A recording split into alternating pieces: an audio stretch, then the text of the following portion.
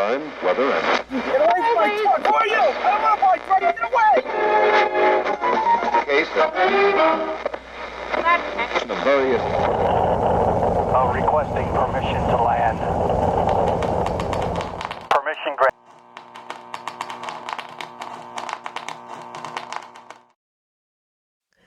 Hello, everyone. I'd like to share a video with you that I did with Mike Rinder. It was a live broadcast. It was my very first one, an SPTV debut, and it was recorded on the 31st of March, 2023. Mike Rinder had invited me to come on his channel, and I was very happy to do so. We discussed the subject of Scientology celebrities, which is something that I'm very familiar with because I was over that sector of Scientology, the Celebrity Center sector. We called it CC. I was the Watchdog Committee member, so how's this for an abbreviation? I was WDC-CC. For about a decade. So I definitely have some experience in this area.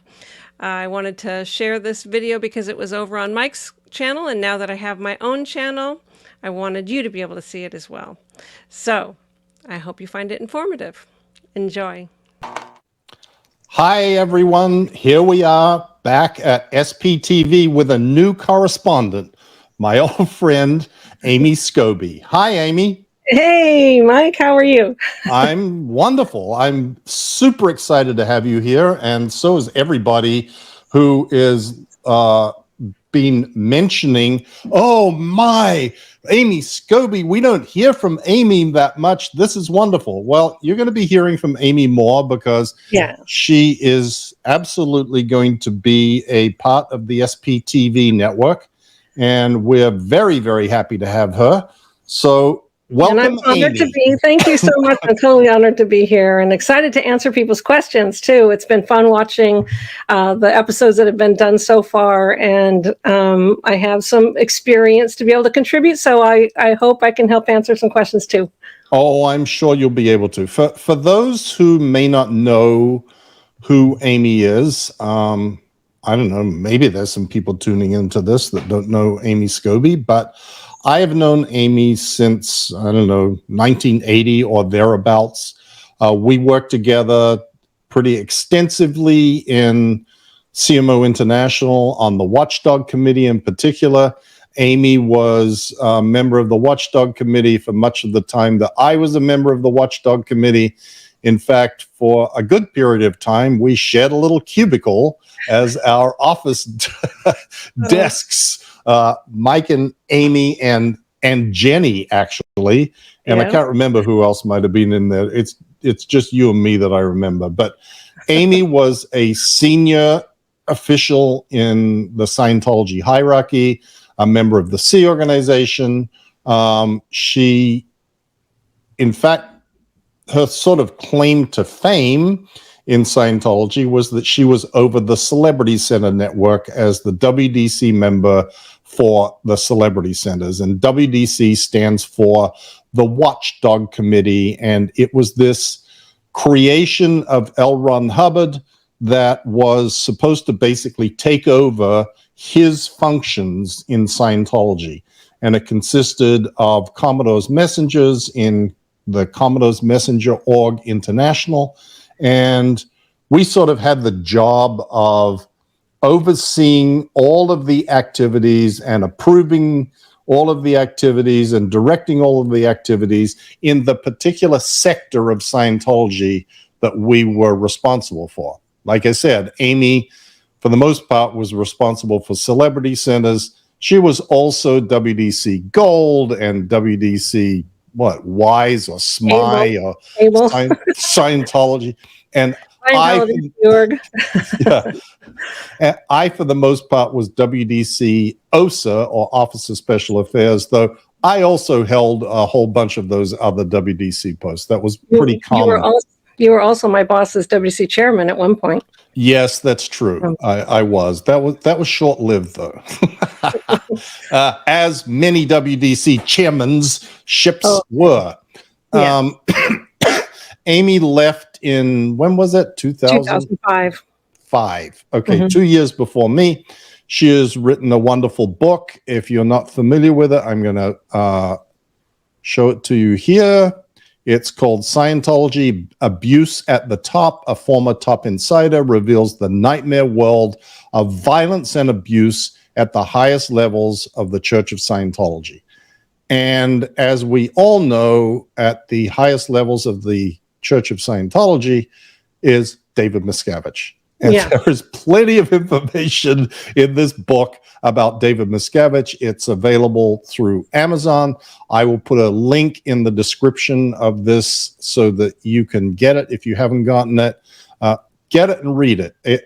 What is amazing about these books that are written by, Mark Headley and me and Amy, the people who were involved at the international headquarters of Scientology, is how similar the incidents and the things that we experienced are one from the other.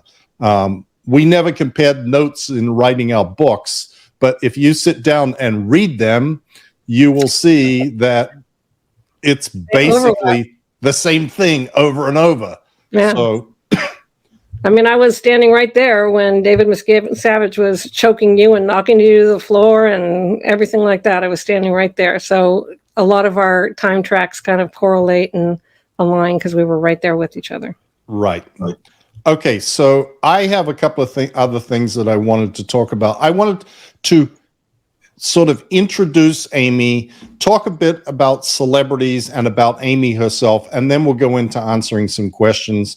We'll try and keep it not too long, but, it's hard. Once you get started on the questions, it just sort of seems to roll. But here is a picture of Commander Amy Scobee. This is Sea Org WDC member Amy with her three-stripe commander jacket on. We all had those. I was in Paris for that. That was in Paris? Or Italy, actually. Italy for that. It was a Flag World Tour event, and I was their guest speaker. But Hubbard decided that this was a very, very worthwhile enterprise. He himself had engaged in efforts to get various Gloria Swanson and a few other people that he mentioned. Oh, well, I got this person and I got that person, and they're going to make Scientology popular. And ultimately what happened was an organization was created in, I guess it was like 1971 or 72 or something, called the Celebrity Center. And he sent Yvonne Gillum from the Apollo to open up this organization in Los Angeles called the Celebrity Center. And that organization exists to this day. And it is the big... Supposedly a chateau. A chateau, like a French chateau, right there in Hollywood. And that is called the Celebrity Center International. And Hubbard actually wrote a policy letter about celebrities that he talks about rapid dissemination can be attained by the rehabilitation of celebrities, blah, blah, blah, blah. Dissemination, in the words of L. Ron Hubbard, dissemination is a euphemism for proselytization. It means to get new people into Scientology. And so Hubbard believed that getting new people into Scientology could be accomplished by celebrities, and so therefore this organization was created, and that was the organization that Amy oversaw. And for a number of years, there were satellite celebrity center organizations created around the world. There was one in Paris, there was one in Vienna, there was one in Nashville and Dallas and Las Vegas, and a whole, there was a bunch of them. Portland, where else? Munich, Dusseldorf. Oh yeah. But with the advent of the Ideal Org program, Mr. Mikiewicz has closed most of those down or combined them with their organizations. CC London and London org became one. Yeah. Nashville just became a regular org. Dallas, Portland, like the list goes on. He's in charge of contraction. Yeah, he is. He's straight down and vertical contraction man. Suppressive act. So the influence and reach of the celebrity network in Scientology has been diminishing since David Miscavige took over. He basically became a one-man celebrity band. Tom Cruise. That's it. Everybody else was really unimportant, and Tom Cruise was just the shit who could do no wrong. And he had some sort of weird relationship with him. It was a fixation of a fixation. Yeah, and vice versa. Well, you see Tom talking about, oh, I've met the world's leaders. Oh my God. Oh my God. I've met them all. And COB stands head and shoulders above them. Yeah. Oh, anyway, painful. Yeah, it really is painful. We will do that, Amy. Yeah. You and I will do the That'd Tom Cruise, David Miscavige episode. But I just wanted to sort of paint the picture of the celebrity centers. And there is another picture that you gave me, which I thought was pretty cool. This is Amy looking like a movie star, standing next to Isaac Hayes. And then who's that lady in the blue? That's Dave Pettit's wife. He was the commanding officer, and then his wife Diana. Yeah, and the next one, the guy in the tuxedo, is Reverend Dave Pettit, otherwise known as Howdy Doody, who is the commanding officer of the Celebrity Center International. And well, you can say who the others are. Billy Sheehan, the guitar bassist, and then Karen Hollander. She was the president of Celebrity Center International. Right. And what that was at a CC gala? This was at a gala event. Yes. Mm-hmm. Okay. So there you go. Amy was around hobnobbing with the bigwigs. Isaac, it was really funny. Just a quick story with Isaac. Okay, so I get put on WDC Celebrity Center, and you got to understand that I started in Scientology when I was young. I was really young, and I naive about the world. I didn't know actors, actresses, anybody except for maybe Elvis Presley, because I was a big fan. And so I'm in the Sea Org, and you don't see movies. You don't go to the movies. Our TVs were confiscated from us when I was just a teenager. So I get in the elevator at Celebrity Center, and Isaac Hayes gets in, and I asked him if he was going to the dinner that night, and he said yes. And I said, well, you can come sit at my table if you want to. I had no idea who he was. I was just making conversation with somebody, and trying to make him feel welcome and stuff like that. And he goes, do you know who I am? And I'm like, no. And he said, this is so funny. Oh my God, it's embarrassing for me as well. But he goes, I'm known around the world as the Black Moses. And it just didn't land with me, because you know why? I didn't know who Moses was. Okay. Did we get taught who Moses is in Scientology? No, I had no idea. So I just, okay. Oh my God. And I didn't have access to the internet to Google his name or something like that, But anyway, we had dinner together that night, and everybody was coming up and, drooling on him and like trying to get his autograph and trying to shake his hand and stuff like that, other celebrities. And so I figured that the Black Moses must have been pretty amazing. He parted the waters and led the Scientologists to the promised land. Yes. But anyway, Isaac was really cool. We had he was. Yeah, I mean, he was. I really liked him. He was not a pretentious guy. We had lots of conversations after that. It was fun. Yeah. Really okay, and then one more, just for the fun of it. One of my favorite people in the entire world, Amy, looking like sort of. I haven't eaten. I guess that's like years. The 80s. That's like the 80s, I had punk to borrow, rock scene there. I borrowed that outfit from Karen Hollander. I didn't have any clothes to wear down there. And our old buddy, Tommy Davis. Yeah, he was the president's assistant at that time. He's got a walkie-talkie in his hand, and I'm asking him where things stand on the setup of the gala. Yeah. Tommy Davis. We should do a whole episode about Tommy Davis at some point. I got stories. Yeah. So do I.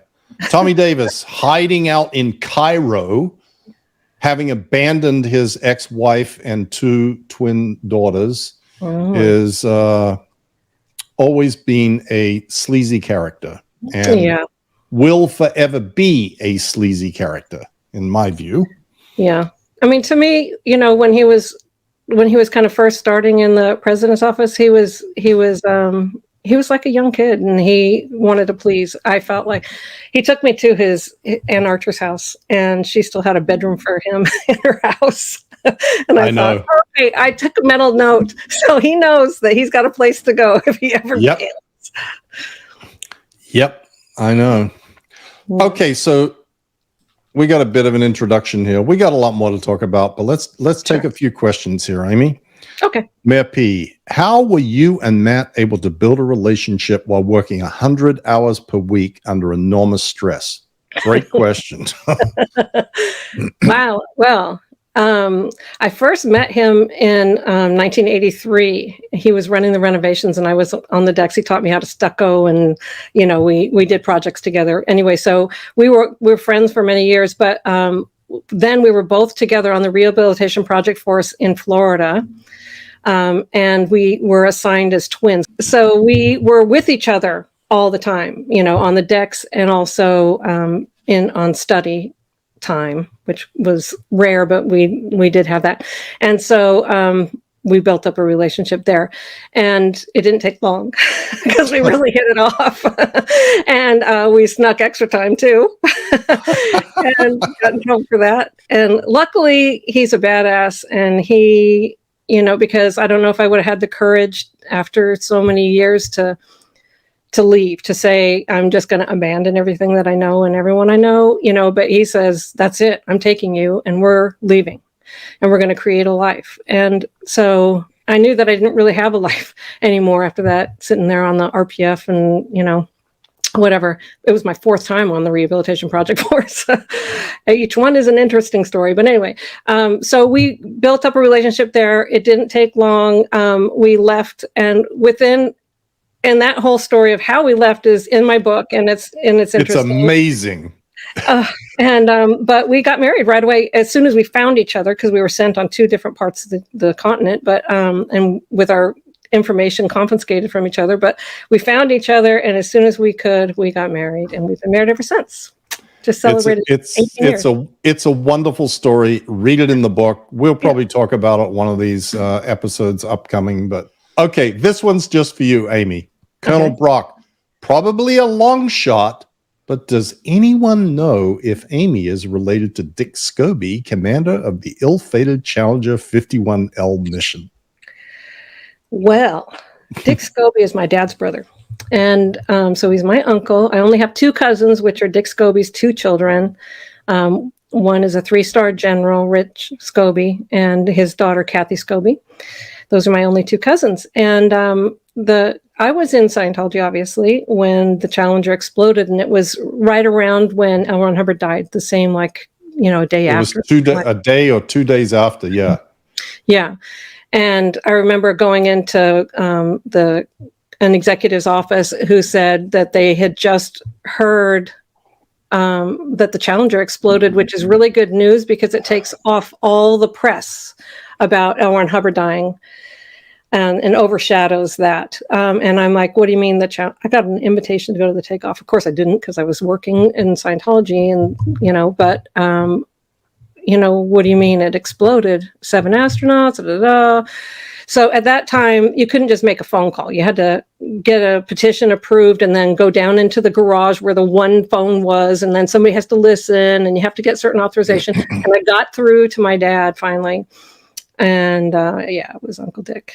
And that's a whole story in itself. But yes, but we continue to celebrate him, and his wife, my Aunt June, went on to open up Challenger Centers around the United States to educate the youth on science and technology, and it's really wonderful, and it's a legacy, a silver lining, and I've been able to help on those projects along with Mode, because they're doing the audiovisual for these centers now, so it really just all came right back around, so it's a wonderful blessing. Yep. Very nice. Okay, Karen Abutu. Welcome to SPTV, Amy. Yeah. One of the original SPs. Exactly. Jacob Harkey.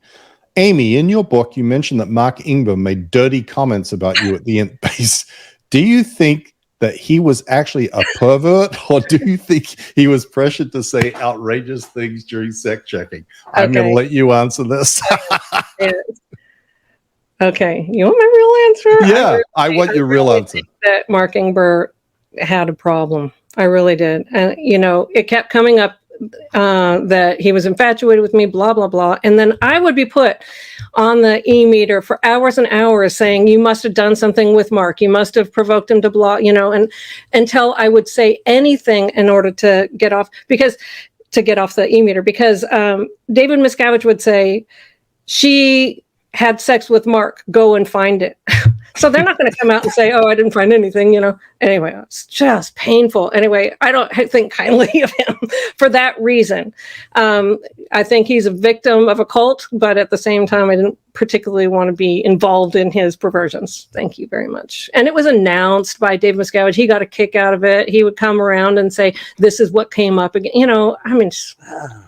Oh, yeah. David Miscavige is somehow gets great pleasure out of being as vulgar and sexually explicit in talking to people and in front of people as he possibly can be. It's really bizarre, and it's hard for people to actually believe that the stories that you hear, or the stories that are told about what he would say to people, and right to their face in front of a large audience, is like, oh my God, are you kidding me? I was at the receipt end of that thing for so many times. So many times.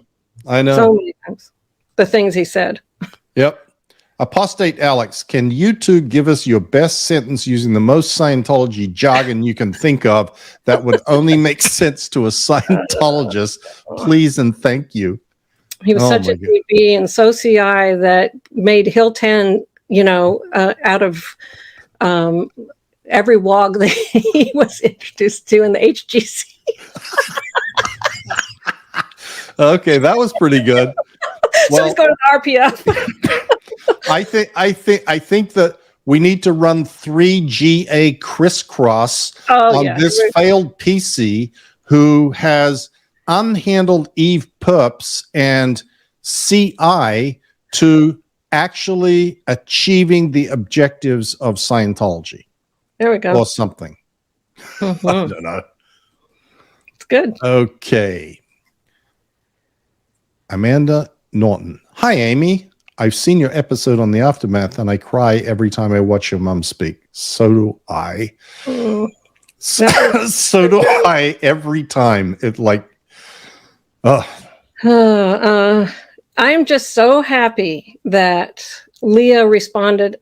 I wrote a message to Leah because I think her book had just come out, and I wanted her to know that my mom and I really supported her, and also had a story about disconnection, and we were fighting it. And she took that and she sent on her own dime, she sent a shoot crew to my mom because I told her she was in hospice. And the shoot crew arrived and set up, and she did, and Leah did FaceTime with my mom, and my mom just spoke and told her story about fighting about disconnection and breaking up the family. And those bastards, she says. Yeah. And so we didn't know what was going to be done with it, but Leah, was a miracle worker. And so my mom's voice will forever be heard fighting against disconnection. And I'm just proud of that, very proud of that. She passed away 2 weeks after that video was taken. So it was really important, the timing, and a blessing for us. Right. And honestly, your mom is the reason that the Aftermath show even exists. That is the truth. That footage, certainly you had a part in it, Leah had a part in it. It's not like she did it alone, but without her, that wouldn't have happened. And so, I always credit Bonnie as the founder of the Aftermath TV show and everything that has come after it. Go, Mom. Yeah, exactly. It's fantastic. Kakutogi Road. Amy, it's great to see you on SPTV. What's even better is knowing that you were saved from a horrific cult by the love and power of Jesus Christ. Oh, Jesus. Yes. It's a personal thing. I didn't go join another church or anything. I don't belong to a specific church, but I have faith in God and a relationship with God. And to me, it's priceless. Perfect. Yeah. Anthony Spurgeon. Amy, which Scientology celeb is the craziest besides TC? Oh, I got an easy answer to this one. Okay. What's your answer? DJ Donkey Punch. Oh, God. That's crazy. Yeah. He's actually evil personified. Yeah. So what's your answer? I would stick with Mr. Donkey too. Okay. Well, there's a few others that I got a funny story. I'll just say, because when I was at Celebrity Center a lot while we were building it up, and we were trying to recruit a lot of people and stuff. And one time I walked past the recruitment office, and the recruiter was talking to Jenna Elfman, and she was sobbing her eyes out because she couldn't decide if she wanted to pursue a career in acting or if she wanted to join the Sea Org, and just sobbing like ugly crying. And I just went in there and I said, you should pursue your career as an actress. That's gonna be most beneficial for everybody all around. And I called off the dogs on the recruiters. And then I was thinking to myself, I wouldn't want a sobbing staff member anymore. Too much case on post. I saved myself a bullet, is what I was thinking. But anyway, I'm glad she did well as an actress. So. Yeah. Okay. Michael Arifal, super sticker. Thank you, Michael. Okay, here's one for you, Amy. Glenda Stansbury. Hi, Amy. It's good to see you again. Do you know who that is, or is she just a general Yes, comment? I know who you are. Okay. Yes, Insider Books or whatever. I did my celebrant training with her.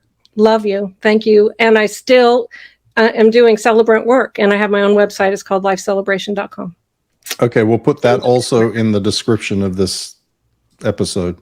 Yes. Okay, Aaron 0723. Any celebs you think are on the brink of leaving or had doubts at the time? Well, there's a few that have been pretty waffly, like Beck. He kind of I think he said he was out. Well, he mealy mouthed it with a sort of a, well, I've never really been, and that's a lie. Total lie. But that's what I mean, sort of mealy mouthed it. But I don't think that he is. I don't think he's actively engaged. I think that there are some others who have sort of gone awful quiet. Mm-hmm. But I guess the biggest thing about the celebrity world of Scientology is it just continues to shrink. They're not getting new celebrities.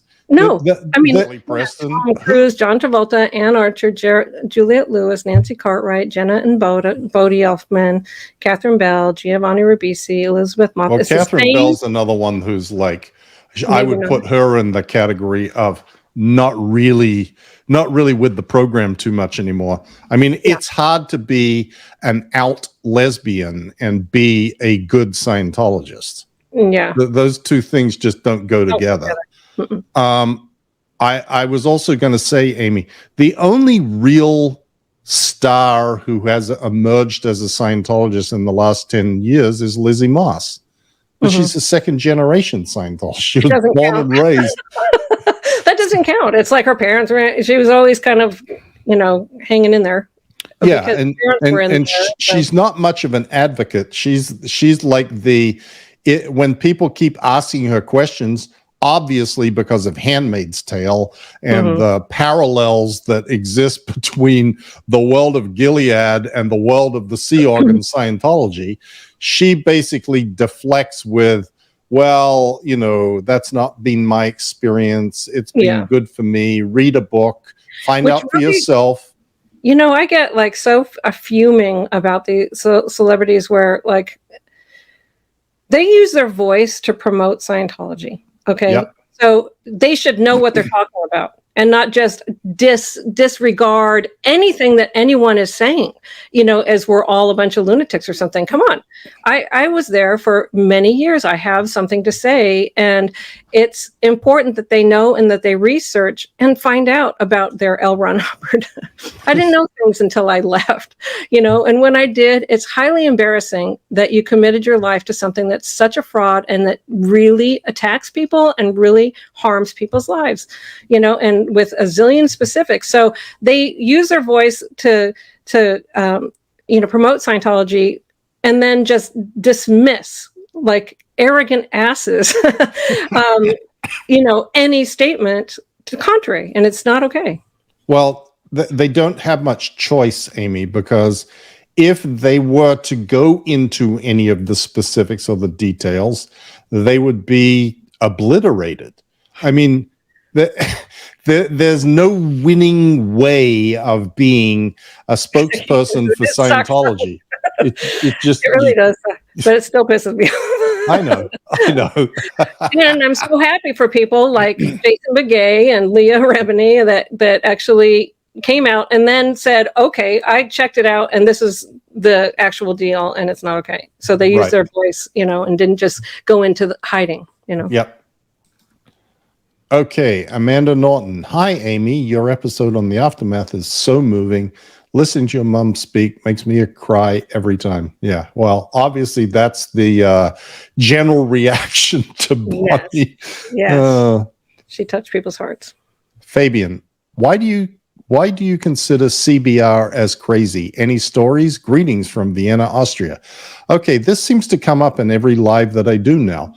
I told a couple of pretty bizarre stories about Bill Robertson, that CBR is Captain Bill Robertson. And his, visit with me in Clearwater, talking about spaceships and the FBI, and his girlfriend who was asking me if I like unicorns and various other things. I mean, they were off the hook. Yeah, they were. And it's sort of sad because I actually, back in the day, back in like the mid 70s, I actually kind of liked Bill Robertson. I just did. I ended up being his boss as the deputy staff captain. And he was CS7 or CS Estates or something at the time.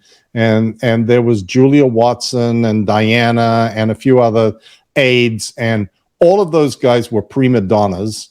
And Bill was sort of a prima donna. But I was responsible for making sure they showed up on post on time, had a daily battle plan, that sort of stuff. Yeah. He was meticulous about doing all of those things. He had a perfect battle plan. He always was on time. If there was an order that someone had to go, read a particular policy or something, he would do it. The other guys would just we're above all that. We don't have to. So I had a great deal of affection for him because he was always very nice to me.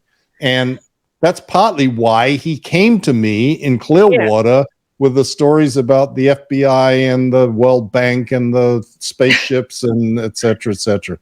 But I have two real quick things. Go. Love it. So one is what Matt told me. He said Bill Robertson came up to him and he said, "Do you remember when we were on the spaceship and the tool that we used for to tie the blah blah when we were on the spaceship? Do you remember that thing?" And Matt's like, "No."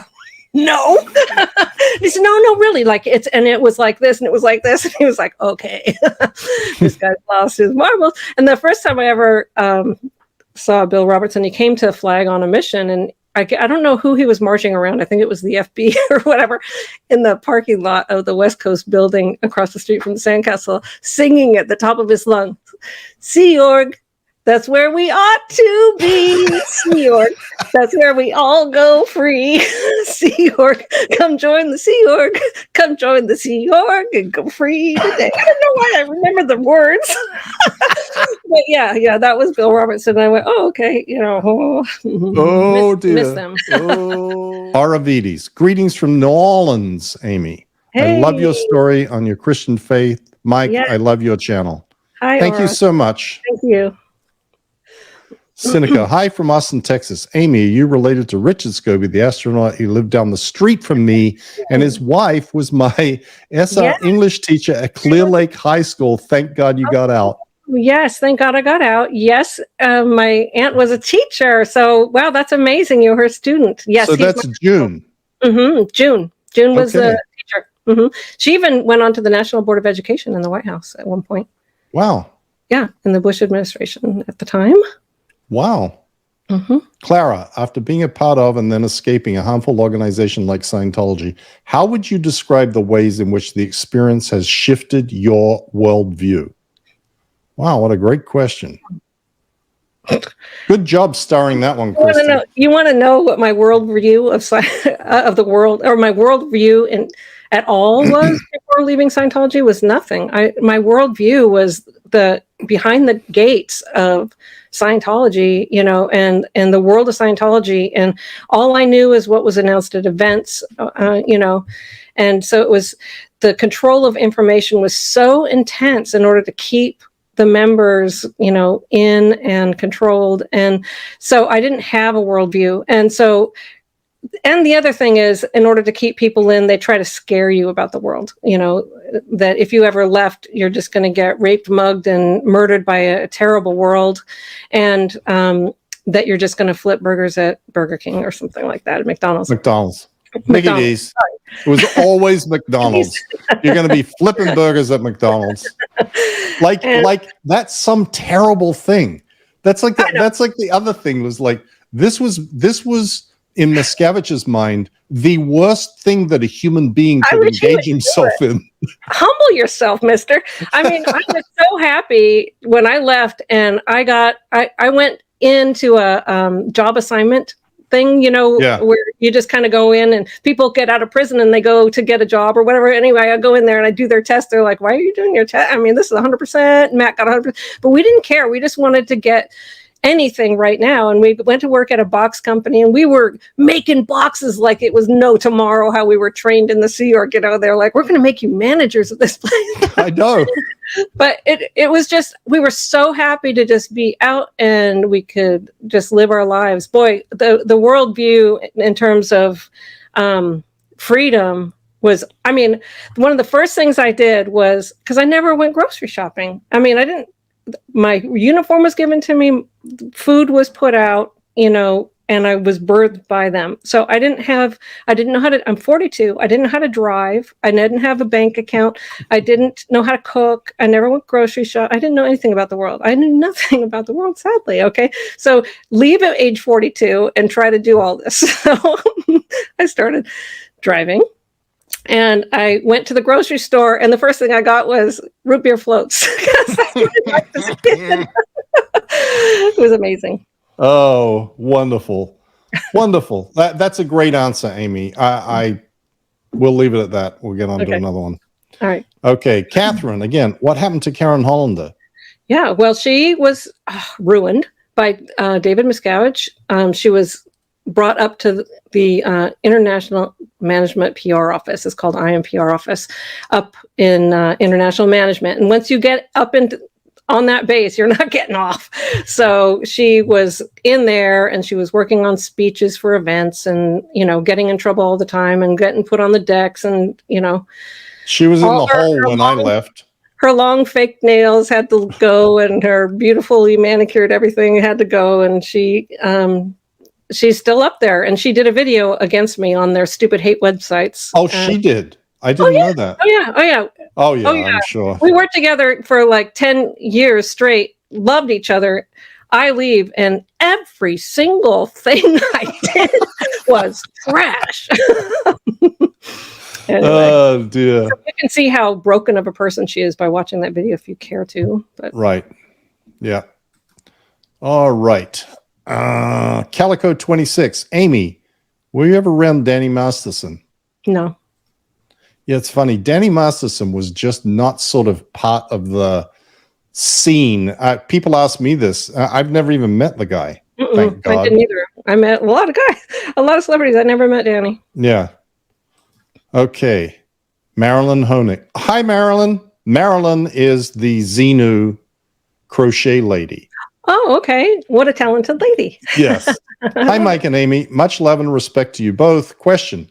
Were any celebs besides Leah subjected to interrogations, disciplinary actions, etc.? If so, why did they stay in C of S? Well, some of them didn't, but yes, some. Very few didn't. Very few. I mean, not like big name, but like for example, Tom Berenger, he was on course. This was a big flap because he was on course and he didn't agree with the fact that he couldn't walk out of the course when he wanted to have a cigarette. And so the course supervisor, who's trained to keep her students in there, goes like chasing after him and, basically all the way down the street, and he never came back. And it was a huge flap. But so he took off. But because he wasn't going to have their discipline or rules that he felt were not okay. But there were other ones that did ethics. We did extensive ethics for certain situations, and that sometimes went awry. And yeah, there's a lot of that. I kind of stay out of that mess of things, but because it's personal to people. But I don't know why they would stay necessarily. I mean, they're the same reason we did. Part of it, yeah, I mean, and also we got abused more than they did, and we stayed. It's the purpose. But also, they're so love bombed. And one of the things that was a huge penalty for a Celebrity Center staff member is if any internal laundry got on a celebrity's line. See, they weren't supposed to know any of that kind of stuff. It was all supposed to be rosy and professional and catered to them. You'll find like people like Jason Bigay said, how was it there? Was it terrible? He goes, it was love bombing. And because that is how you get them, you stroke their egos.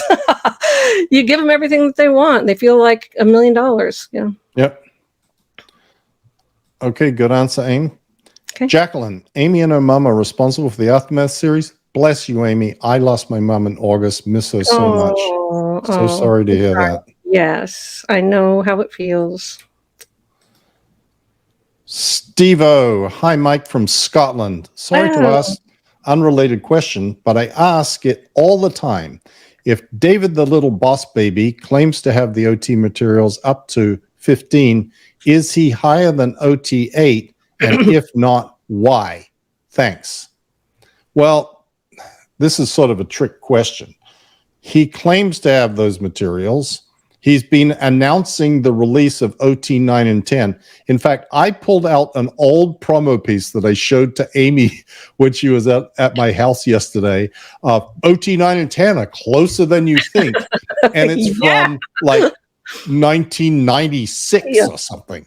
Mm-hmm. And he has been claiming that OT 9 and 10 are coming. The problem is they don't exist. So he can't be OT 9 or OT 10 because those things are figments of the imagination of various people, including L. Ron Hubbard, who never managed to write them up or put them down or make them available to anybody. So, yeah. Okay. Annette Ferron. Are Sea Org members allowed to have children today? No. No. David Miscavige does not like children. Mm-mm. They're a distraction to production. Yep. Denver Stevo, Amy, did you learn to say blah, blah, blah from Mike, or is there just something in the int-based water? Did I say it? Did I say it? Apparently so, Amy. Look, I'm the last person that would notice that. Yeah, I didn't notice it. I'm gonna have T-shirts made with blah, blah, blah. Perfect. Love Scientology. Blah, blah, blah. SPTV. Yes. I don't know. I guess you did. It's a good saying. It's funny. Zana and Zenu is my homeboy. Amy, hope you are happy and fulfilled person. You deserve it. Continue the good work. Love and support for the other side of the ocean. Love you guys. Well, Thanks thank you so so much. Yes, and I am fulfilled and very happy. And we're really happy that Amy and Matt live near us now. Yes. Yeah, it's a whole community. It's fun. Yep. Not a sheeple. So good to see you, Amy. See Amy again. I have listened to both Mike and Mark's audiobooks. I'm going to see if I can find yours as well. Long live SPTV. Your story was heart-wrenching on the Aftermath show. Yes. So I have an audiobook, except for I wasn't the one who read it. Some talent person did it. It was funny to kind of quality check it. And, Miscavige, she kept saying instead of Miscavige. Should have left it like that. Yeah, would have driven him absolutely crazy. They probably would have sent a legal threat letter. You're not pronouncing the name of our fearless leader properly. That is a terrible high crime suppressive act. Jackson's in the house. Hey, you two. Proud to call you both family and zero threat of disconnection. Yes. Love you, Jackson. Yeah, we all love Jackson. Who couldn't love Jack? I know. Who would not love Jackson? Zachary Ansel. The Bond movies Paul Haggis wrote on while still in Scientology are all about secret groups pulling strings behind the scenes. Coincidence, you think? Experience. Yeah, exactly. Experience. Barbara Bell, please tell a Tommy Davis story. The silliest, the better. Want me to go? Yeah, go, Amy. Okay, so one time we lost. Okay. So Karen and I were doing a handling on a certain celebrity, and we had all of that person's folders, all of their ethics folders and everything like that, all in a briefcase up at the up lines. And then we drove to Celebrity Center late at night and parked the car and put the, locked it in the president's area, totally secure with security guards and in a locked briefcase in the car. Tommy Davis got home late from the movies and took the car and took it to Hollywood and noticed the briefcase in the back. So he took it out and locked it into the trunk and then it was on Wilcox, which is not a nice neighborhood, and went to bed. And so somebody on the street saw him do that. So they broke into the car and got the suitcase. And ran off with it. And so the next day, we're like, where the hell's the car? Tommy's got it. Where's the briefcase? We don't know. Okay, this was a huge flap. This was, I was being run like hourly by Mike Sutter from the Religious Technology Center on where it is. So Tommy Davis had to go dumpster diving all throughout Hollywood. And he got all these people who were on the streets in on the gang on this whole game. And whoever was going to find this briefcase was going to get big bucks, right? So anyway, it ended up, we found the thing, it was all intact, and we got it back. And the person says, damn, he comes into Celebrity Center, with the briefcase and Tommy, and he says, this must be some serious stuff in here. We got a whole $20 bill. Oh my God. We're so stupid. But anyway, it took like 2 weeks. I mean, we were dumpster diving and going through the whole dump everything for 2 weeks. Okay. Colonel Brock, Amy, what did your Uncle Dick think of you being a Scientologist? He never mentioned it. He didn't? No. Did he know? Yeah, because it was, I mean. Yeah, you were like in the CEO. Yeah. But yeah, no, he never mentioned it. Any advice on how to get a family member out of the Sea Org? Adult son and wife, not at int. Oh God, this is such a hard question. I'm a complete failure at this. My 2 children are still there, and I haven't been able to get them out. So I'm not the right person to ask advice on this subject. I don't know. It all depends on the circumstances. Yeah. I mean, I got my stepdad out of Scientology, and I did it we were like all disconnected and everything. I just showed up at his house, and I said, I'm gonna say what I have to say, and then you can do whatever you're gonna do from there. And so, because I said my relationship with my mom is more important, and because at this point I had heard that she was like suicidal because of the disconnection and everything, and it was just like, that was it. I'm done. I'm not playing their game anymore and anything, so I went and I sat down with him. He said, okay. And I sat down and I said everything that I knew. And I said, I'm working with the FBI, there's all this going on, and the abuse and the abortions and all this beatings and all this stuff. And I said, now that you know all of that, you need to be responsible about the situation. And he said, well, I don't agree with that going on inside Scientology, and I don't want to be a part of it. And so he wrote a resignation letter.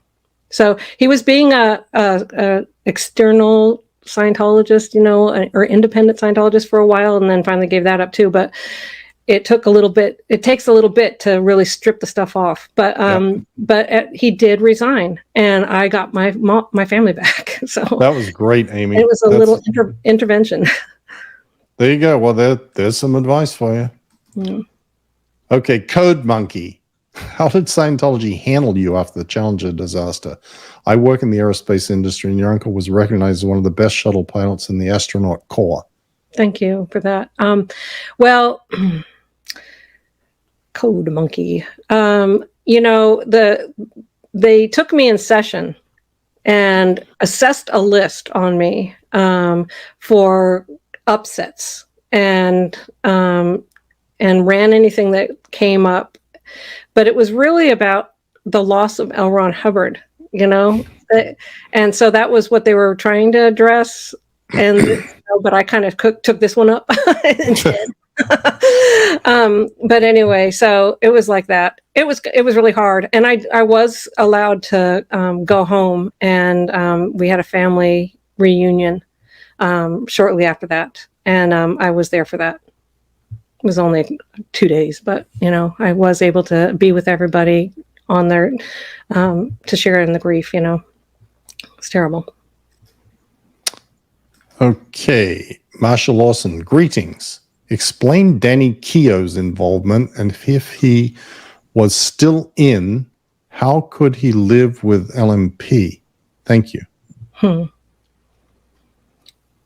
I think he was still in, right? Well, this is such a messy subject because it's hard to know when Lisa Marie was in and when she was out. Danny Keogh may have been in, but he wasn't being really a Scientologist. Yeah. And, there's all these intertwined familial connections, and, Danny's stepmother was Karen Hollander, who we talked about earlier. And, it's just a whole big mess. No rules applied that would be applied to other people to the world of Lisa Marie and Priscilla when it came to Scientology. My brother-in-law, Scott Pesh, for 7 years was the security guard for Lisa Marie. He basically raised the kids, and was around the family the whole time. But he was always getting security checked to find out what is going on with Lisa Marie. Right. So he was spending money to get a security check to get for the fortunate, for the benefit of them finding out what's going on inside the house. Right. Dave Bowen, does the church, a cult, blackmail celebs by threatening to release secrets gathered during auditing?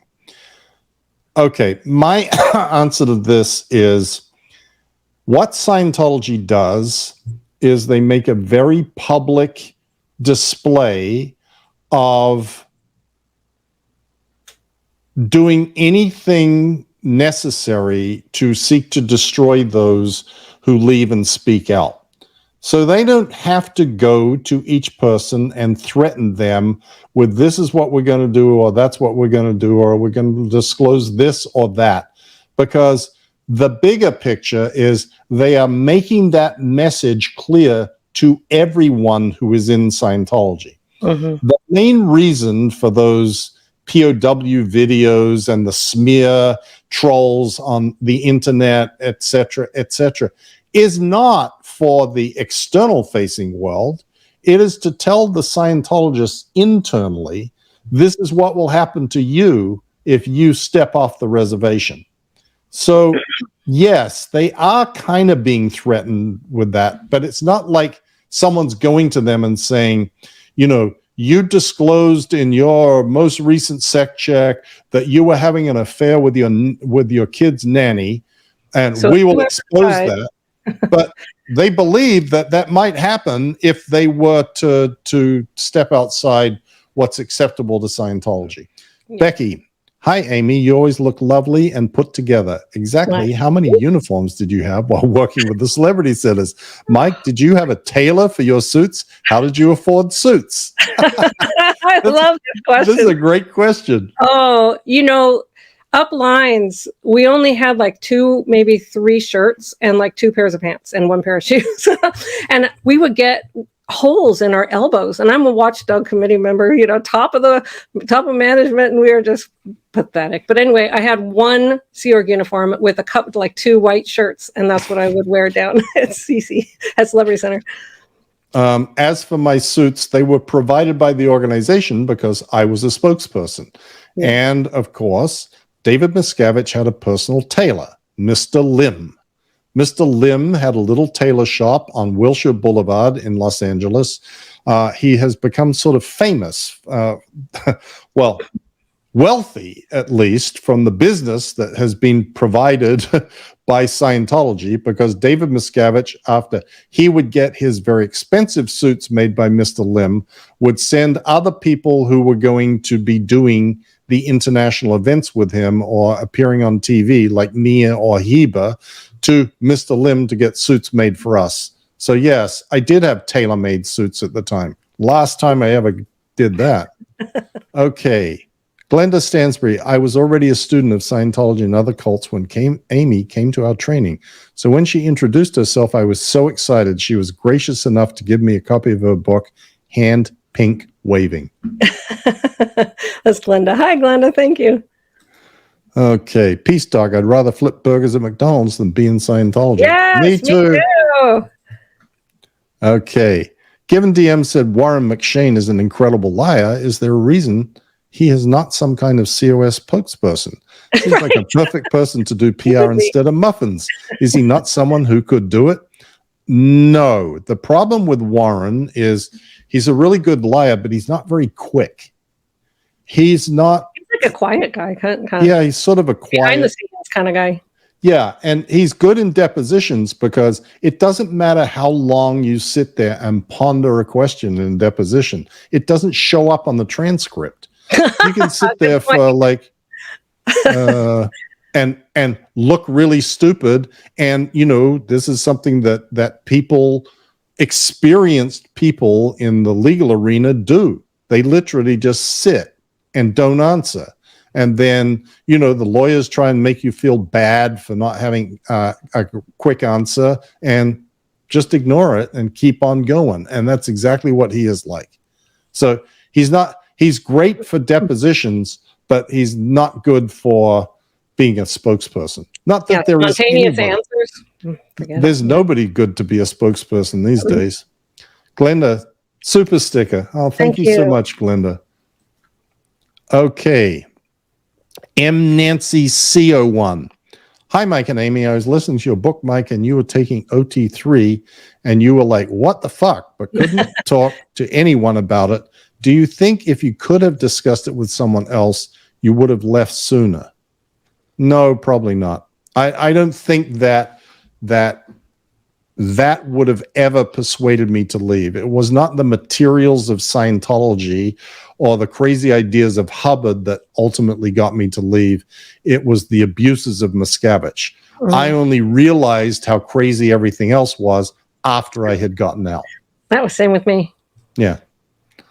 Okay, Tammy, super sticker. Thank you, Tammy. Luna, Aaron likes to share his favorite Scientology hate videos. Do either of you have a fave to share? Thank you both for sharing yourselves with us. Oh, well, I'll have to look. I'll have to look. They have the goal to have Mark Ingber do one, though. I was like, you asshole. Oh, I've got so many. My daughter does a new one every week, so That's great. Just like they're using her so bad. I know, it's terrible. Gross.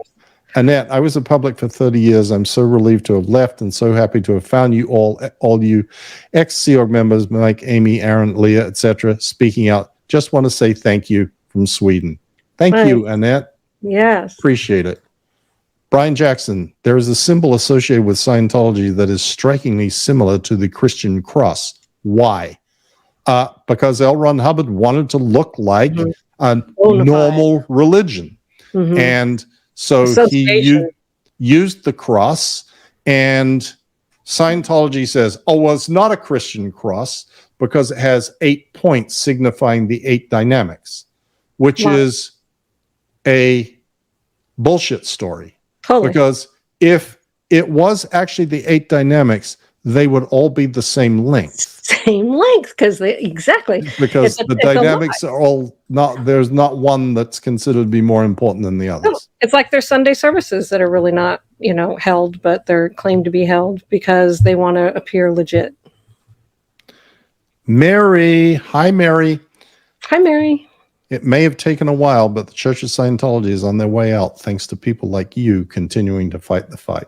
We love you, Mary. Yeah, so much. Okay, Courtney Shaw. You could never know how much the aftermath changed my life, gave me the insight and courage to leave an abusive, controlling relationship. I could never thank Mike, Leah, Amy, or Mum enough. Oh my God, that makes my heart much. Yeah, me too. Oh, Goldie, I got married about 2 hours ago. Holy tamale, what are you doing here? Yeah, exactly. Congratulations. Congratulations. Thank you for all the hard work you do. You're amazing.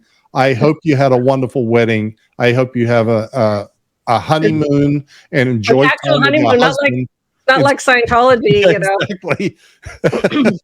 And enjoy time with your husband rather than sitting here with us people. Okay, Seneca. Mrs. Scobee was my favorite teacher ever. She was always so interested and supportive of her students' dreams for their future. That's amazing. Yes, she is a precious person. She really is. We need to tell her that next time we see her. Yes. Okay, JSS Tiger. I recently got a free personality test flyer they handed out at a soccer game. I said, it's probably Scientology, and it was. I laughed hard.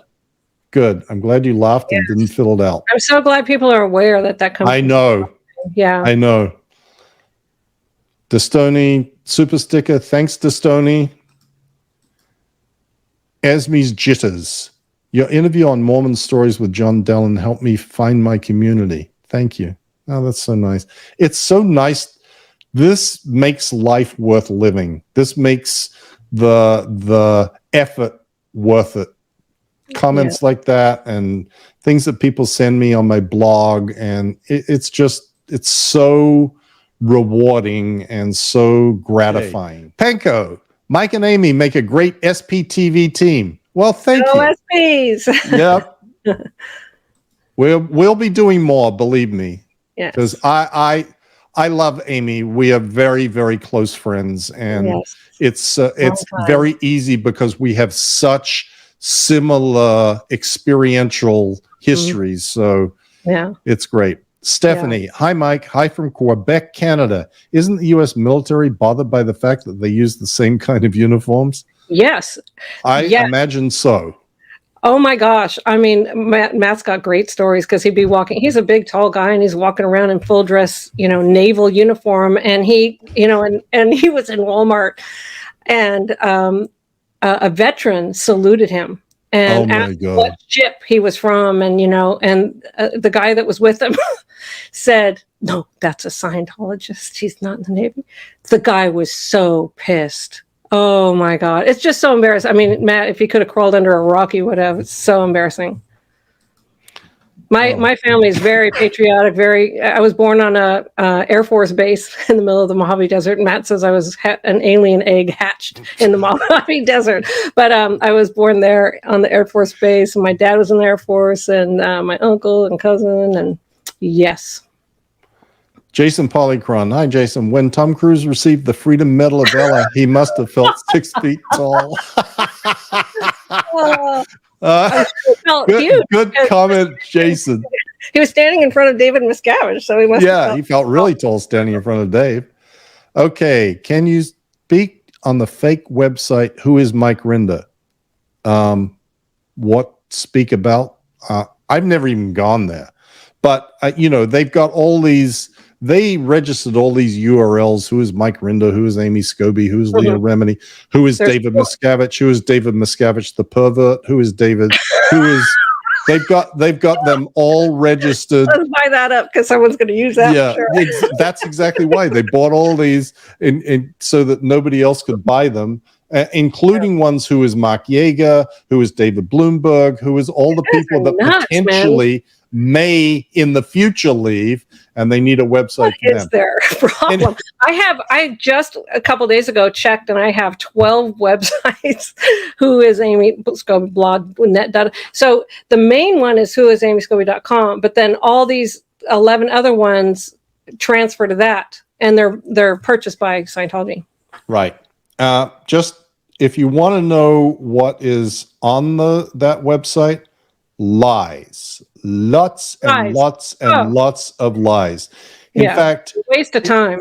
If you haven't watched my YouTube video called "Why Scientologists Lie," it's on this channel. I suggest you do, because it is perfectly acceptable, in fact, even almost required, of Scientologists to lie about enemies of Scientology.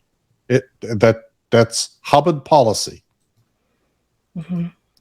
Okay, just bought your book on Audible, Amy. Looking forward to listening to it. Keep it lit, guys. Thank you. Great. Thank you, Kobe. There you go, Amy. Another reader. Thank Gabrielle Toth. Question for Amy. What would you say was most helpful for your recovery out of Scientology?